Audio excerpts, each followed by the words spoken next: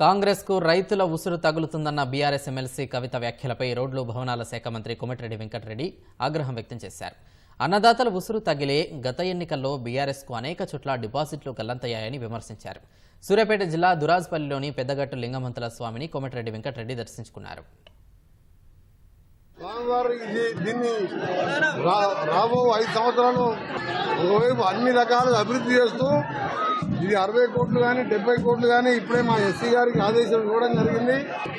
దానికి వెంటనే ఘాట్ రోడ్డు సంబంధించిన నిధులను మంజూరు చేపించి 2 సంవత్సరాల లోపే వాళ్ళకి గెస్ట్ హౌస్ ఉండి ఫ్రెష్ అయ్యి దేవుడిని దర్శనం చేసుకొని పోయే విధంగా 1 సంవత్సరం లోపే పూర్తి చేపిస్తానని ఈ జాతర సందర్భంగా ఈరోజు అనౌన్స్ చేస్తున్నాను.